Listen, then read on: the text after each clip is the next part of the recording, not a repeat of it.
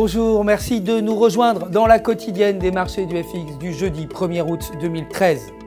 Les principaux indices américains ont terminé la journée de trading de façon mitigée après que la Fed ait annoncé qu'elle continuerait son programme d'achat d'actifs, bien que les données ont affiché une croissance meilleure que prévue de l'économie américaine pendant le deuxième trimestre 2013. Le Dow Jones a perdu 0,14% et le SP 500 et le Nasdaq ont respectivement gagné 0,01% et 0,27%.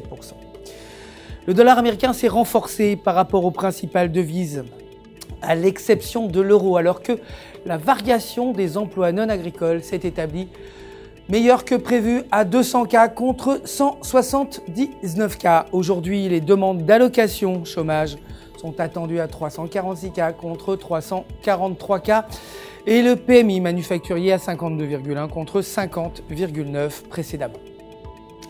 L'or a effacé ses pertes précédentes, clôturant à 1326 $ l'once, après que la Fed ait déclaré qu'elle continuera d'acheter les actifs d'une valeur de 85 milliards de dollars chaque mois et qu'une inflation basse pourrait affecter la croissance économique. Le pétrole brut a progressé de 1,90%, terminant à 105,30 $ le baril au moment où l'inventaire des stocks de pétrole s'est établi à 0,4 million contre moins 2,1 millions attendus. L'euro de son côté s'est renforcé par rapport à ses homologues avec le taux de chômage de la zone euro restant inchangé à 12,1%. La paire euro-US dollar n'a pas réussi à se maintenir au-dessus du support à 1,3290.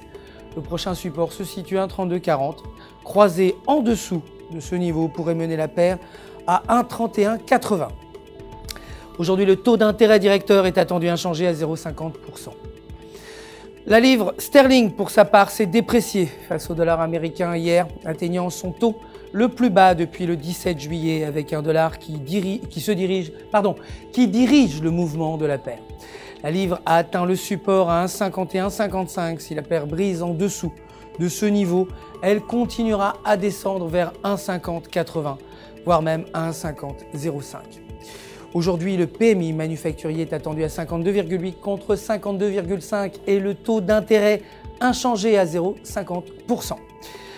Le dollar canadien s'est renforcé par rapport aux principales devises affectées par les données positives. Aux États-Unis, le PIB canadien est sorti inchangé à 0,2% selon le graphique. En données de 8 heures, la paire dollar canadien, dollar américain s'échange près de la tendance haussière qui représente la limite inférieure du canal descendant et devrait s'élever à la prochaine résistance de 1,0325. Aucune donnée économique majeure n'est attendue aujourd'hui. Voilà tout pour aujourd'hui, mais restez avec nous sur www.ufxmarkets.com/fr. Pour tous vos besoins de trading, votre conseiller personnel répondra bien entendu à toutes vos questions. Et le centre d'assistance de FX Market vous souhaite une excellente journée de trading.